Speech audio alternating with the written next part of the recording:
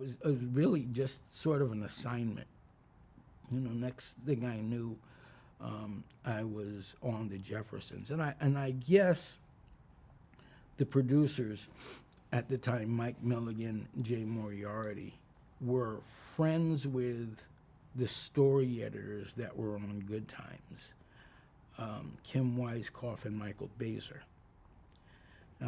Kim and Mike, who I got along with fabulously, by the way, and I found out much later that they were actually, let's just say, they were actually trying to find the good word, conscripted to read the finalists of the awards and help make decisions. And I guess they actually were very instrumental in my script Tilt winning. I guess what had happened was that Mike and Jay asked Kim and Mike, when Good Times was over, is there anyone that you guys liked that we could use? And I think that's how that happened. But yes, I wound up on the Jeffersons the next year. I was on the Jeffersons for 5 years, and I came in as a writer. I progressed to story editor very quickly, and then went up the ranks. And by the time it was done, I was the EP, the executive producer. But yeah, I did that for 5 years. And what was the writing process for the Jeffersons?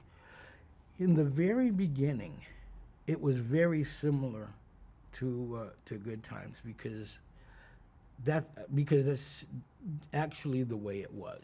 I mean, that's just the way it was. I don't know every show, but that seemed to be the way people just did things, and that was the way I was used to it.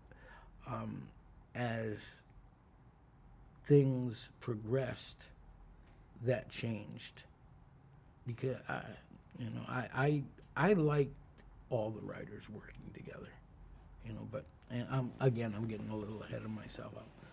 I will get there, but it was very similar to Good Times for, I'd say, about the first year and a half. The slight difference was that once I became story editor, I was more involved in those meetings, with those closed door meetings about story development, and to see how that worked. I also, again being story editor, began meeting with freelance writers and helping, if an idea came along, helping to develop that into a story. I think that if I could go back and I had any control over this whatsoever, I probably would have said, I think I was bumped up a year too soon. Because I'm not sure, I think 2 or 3 or 4 or 20 stories that would have made good stories got by me, because I didn't know really how to take them, work the way I learned later on, and I think that came along too quickly. But I did my best. Now the Jeffersons, but when I got on, that was a very issue-oriented show too.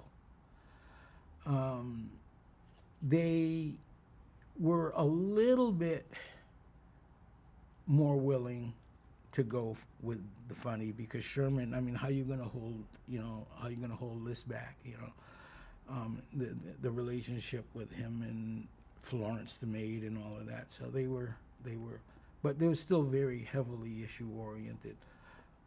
I did enjoy the humor, but along with that, and I should have known, would come the criticism and the problems from people wanting, well, why can't we be more issue oriented? Why can't we make more of a social statement? So whenever they would get hit with questions like that, it would almost be, uh-oh, find the black guy. Here, talk to him. you know, you know, and I would wind up, speaking to, journalists and writers about things like that. And sooner or later, I'd say something obnoxious and get everybody in trouble. But I really believe that, it's not my place to educate you, to make you more socially aware. So don't you understand, if you go to the Jeffersons to learn these kind of things, that doesn't say a lot of good about you. Don't you see that I'm trying in a strange kind of way, I'm trying to help you. You have other places to go to learn about, the social ills of the country. If you got to come to me, that's doesn't say much bad. Doesn't say anything bad about me. So, yeah, I was that guy. So I would wind up in the after meeting, with producers rubbing their heads, going, "You said what? That's Jet Magazine. You just insulted."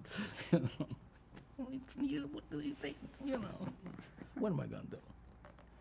So yeah, that was the beginning of a lot of face palming, a lot of problems for them about me, but